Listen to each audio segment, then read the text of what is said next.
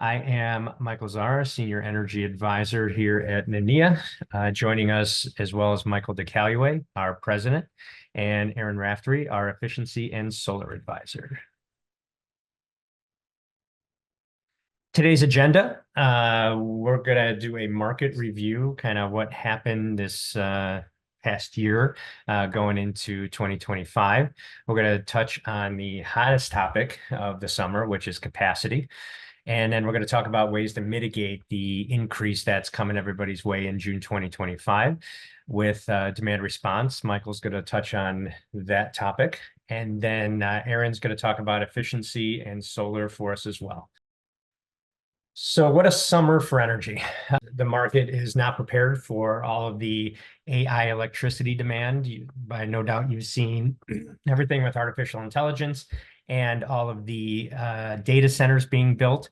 By last count, they said it's 2 to 3 data centers a week now that are being built to handle AI, electrification, and everything else going on in the marketplace. Gas has been pretty static most of the year. It's been hovering within a range. It's pretty low for gas prices. We have a huge inventory of natural gas and little colder winter forecasted for now. We'll see if that holds true, but we have plenty of inventory for gas. Volatility for gas has been pretty low. But the big topic of energy and where electricity pricing, but most importantly capacity, has been what happened in July. The power capacity auction cleared at a record high price of $269 per megawatt hour. And what that means is right now it's at $28. So it's about a 10x increase that's going to hit everybody in June of 2025. What is capacity? Capacity is a charge that's levied by the transmission company that covers the ComEd region. And ComEd is part of a larger grid that goes all the way to the East Coast. So it affects our region here at ComEd, but it also goes all the way to the Pennsylvania markets, Jersey, and Maryland as well. Capacity ensures that there's adequate power available during peak times, basically very hot summer days or very cold winter days. They want to make sure that there's enough generation and capacity available to meet all the power demands across the grid. Capacity costs are scheduled to go up for ComEd customers 800% starting in June. Now, the capacity charges change every June. There's a capacity auction that takes place like the one we just had. We actually were supposed to have another auction this December that already got pushed back because of all these concerns about meeting this new demand. What this means to you, the consumer, is that an average increase of 0.01 to 0.015 per kilowatt hour on all consumer bills, depending on usage and how big your facility it is, it could be 80 to 120,000 or more for your typical commercial building. The last time it touched anywhere close was back in 1819, but it's at a record high for now. We don't know where it's going to go for 26 or 27, but what we're trying to do is prepare everybody for what's coming up in 25 and ways to mitigate those costs. So we mentioned mitigating those costs. What can you do about this increase? Yes, it's a big increase. It's something to be prepared for. That's why we're talking about it now. June might seem a little far away, but we want to prepare everybody for it. What you can do now is review your electric agreement in place. We mentioned a pass-through product. Any agreements that have a fixed all-in number, meaning all of your components are fixed through next year, even into 26, we are guessing that suppliers are going to pass these capacity increases along. No suppliers have stuck their neck out yet and said whether they are going to, but we have to imagine that these are too big of an increase for suppliers not to pass through.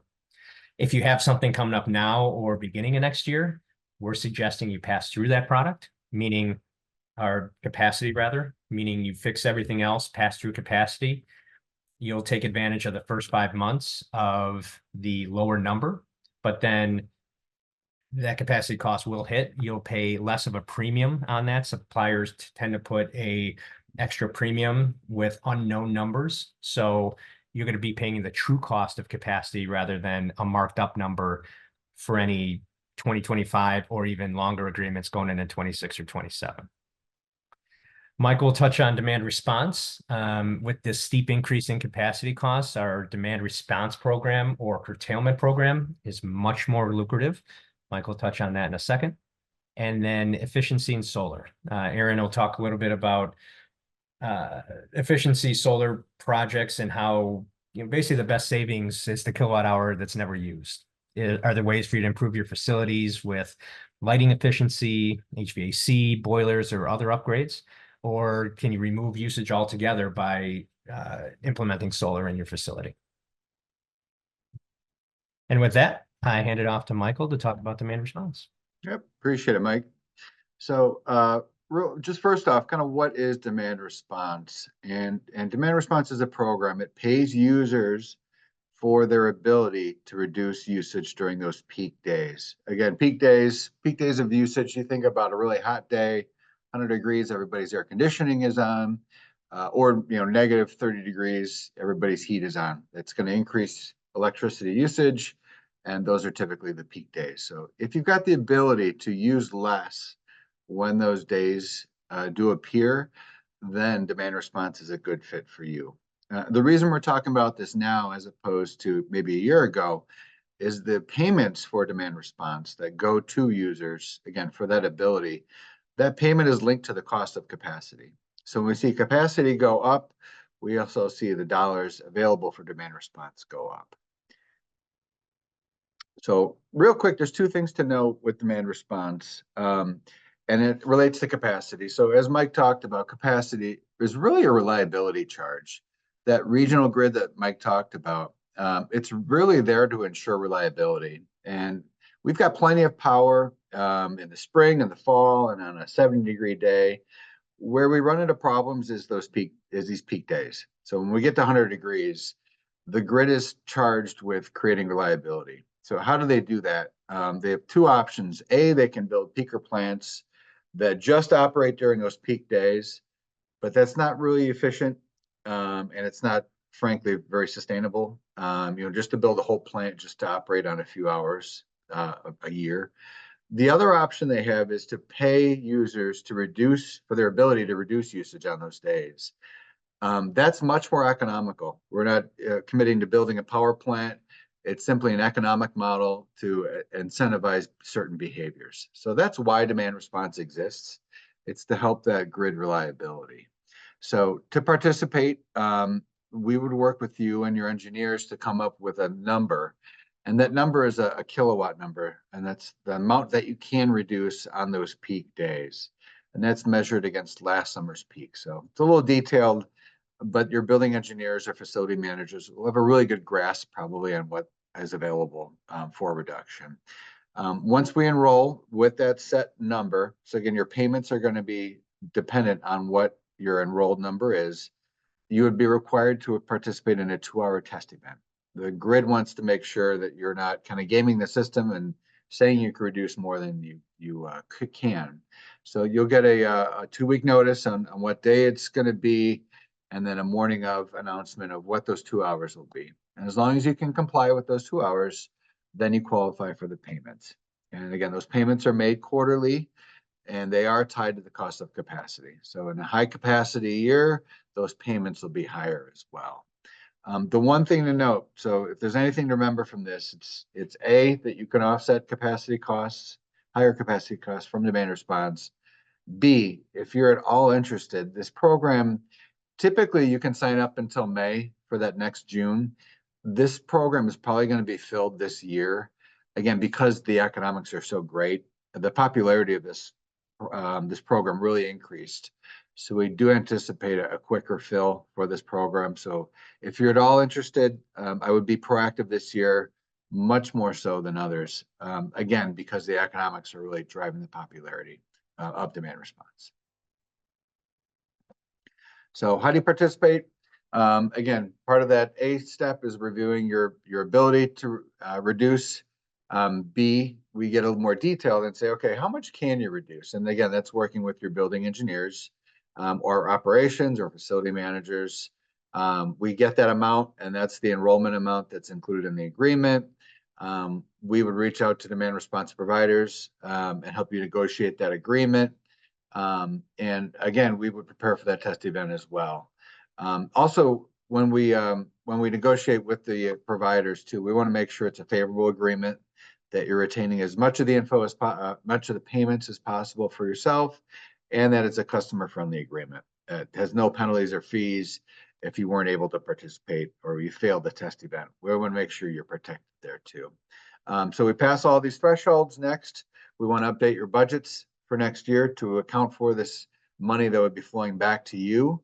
And then away we go. So again, the biggest takeaway though is, if at all interested, this is really the time to be proactive, because this probably will be a full program. It's not an infinite number of kilowatts. There's a finite number. So once those kilowatts are spoken for, the program closes. So if at all interested, this is the year to be proactive in demand response sign up.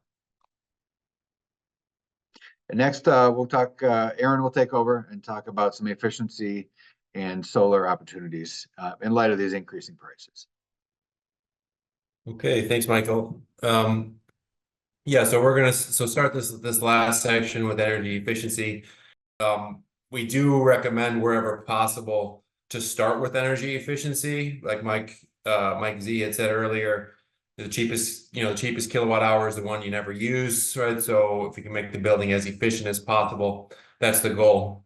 And one thing, when we say start with, we don't necessarily mean you need to do the efficiency project first. We just mean you want to take into account any efficiency gains in your analysis. So then the general idea again is that we want to kind of right size any future solar project that's designed to offset your energy usage. We want to make sure we're right sizing that solar asset and not overbuilding the solar. Any building system, in theory, that consumes energy is fair game for looking for efficiency gains. So maybe thinking of lighting, if you haven't yet upgraded LED lighting, if you haven't yet installed network-based lighting controls, that could be an opportunity. HVAC, energy management systems, even things like plug load. And then on the left, a couple bullets. When we say that we want to replace end-of-life equipment, we really want to replace kind of at the end of the useful life of the equipment. Ideally, we're timing it so that the equipment itself hasn't failed yet. If you wait until the equipment failed, obviously, then you're just dealing with an emergency replacement scenario, which is never good. But two, you may disqualify yourself for utility rebates if you wait until the equipment has failed. So, which brings us to the last point here, which is where energy efficiency has been around for a while. There's a lot of kind of energy utility rebate programs that have been around for a while. So wherever possible, we want to make sure that you're capturing those rebates as well. Okay, so moving on to solar. One thing, just to kind of set some context a little bit, so you can understand our role when it comes to solar projects. It's very similar to what we do for energy supply. We're serving as kind of a third-party advisor, helping you evaluate, does it make sense to pursue solar? What might that look like? And then if you do decide to pursue it, we oversee a competitive procurement on your behalf. We help with evaluating vendor proposals, help with negotiating contracts with the winning solar provider, play less of a role during the construction process. We're really trying to set you up with a good partner for your solar project in terms of that solar provider, but we are still available to you as a resource. And then on the back end, we do some energy savings verification as well. So that's the process, and that's the role we play, just again to kind of set some context here. It's just kind of some advantages of this process. The first is just, you've got kind of our intent is to be an unbiased advisor. We're not trying to pitch solar. If if we're working with a customer and we don't think solar is a good fit, we tell them that as early as possible so they don't waste their time. We're really just not trying to kind of sell products like you might be the case if you were talking with the solar company directly. Also, second bullet, just driving down costs. I mean, that's what we do. We increase competition on energy procurements. We get you the best possible deal. That's what we do. We have done for 25 years, so we're very good at this, and we can put these skills to work for you on your solar project. Third one, just making streamline the process. obviously you guys all have all customers have day jobs, not just responsible for procuring a solar project, and so we can help kind of take over a lot of the time intensive aspects of that project's procurement. And then there's some good opportunities to there's some good synergies with energy supply options when you pair that with solar, that we can really make sure that you get don't leave any savings on the table in your solar project. And then the last one, just having an expert on your side is always a good thing. So there's the advantages. With that, yeah, generally speaking, if you're pursuing a solar project, there's kind of two main ways you can go about procuring that project. On the left-hand side, we're calling direct ownership. This is where you would kind of the way you would pay for any other typical construction project.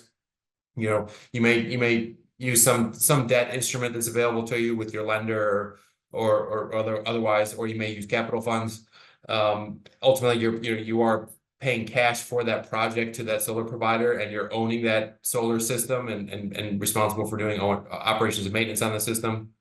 Under this scenario, you're going to receive all the incentives that are available for the project as the owner of that solar asset, and you're going to save the most money with this option where you own that system. Contrast that though with what's called a power purchase agreement. This is a third-party ownership option. This is where you're going to partner with a solar provider that will pay for and install that system at no upfront cost to you. There's no debt obligation. What you're going to be agreeing to do is buy the power from the system at a predetermined energy rate. And what's key is we want that energy rate to be lower than what you would be paying for grid power. So if you're paying 10 cents per kilowatt hour for grid power, say you're paying 7 cents per kilowatt hour for that solar power, so you get savings from day one. You're going to save less money in total on this power purchase agreement option, but you're going to, there's no capital outlays and no debt. So it could be an advantage. From our perspective, there's really no kind of clear winner across the board. We help our customers with both options. And so we as long as it's structured correctly, we believe either option could be a winner for the right application. I talked about our process earlier. We're typically starting with the feasibility study and did that power purchase agreement versus direct ownership, typically providing customers with some idea of what to expect for either option to kind of help them decide. This feasibility study is intended to be a tool to kind of give you an idea of what would a solar project look like in terms of like some initial design ideas. What might it look like on your site? What can you expect in terms of project costs, in terms of all the qualifying incentive amounts, and in terms of like some initial design ideas? What might it look like on your site? What can you expect in terms of project costs, in terms of all the qualifying incentive amounts and projects return on investment? So, and then, like I said earlier, when I talk about our process, if a customer does decide, if the feasibility study gives you an idea that this is a compelling project for you and you want to continue the process, at that point we would oversee a competitive RFP on your behalf. Here's just some more kind of screenshots from some of our RFP documentation. But generally speaking, we've developed some really good practices when it comes to these RFPs. We had some good kind of high quality responses and very competitive numbers. So generally speaking, we do all the heavy lifting we write the RFP, we distribute the RFP, we manage all Q&A and do proposal evaluations and all these things. With that, I'll turn it back to Mike to take us home. Great. Thanks, Aaron. Final takeaways. Capacity costs going up for all PJM ComEd customers starting in June of 25, adding anywhere 80,000, 120. Again, that's dependent on your facility size, usage, and such. Participation in demand response programs is one way to help offset some of this cost increase by introducing a new revenue stream. Demand response programs are likely to be fully subscribed earlier than usual this year. We have had a number of people enroll already and get signed up, so not sure how much is going to be available by the end of this year. So if it is something you're interested in, definitely have conversations about it and see if it's feasible for you. Lastly, solar may be a viable option to reduce electricity costs, and we're happy to complete a feasibility study to help you quantify any saving opportunities. That's it for now. If there's any questions, please feel free to reach out to any one of us. We'd be happy to answer, but thank you for joining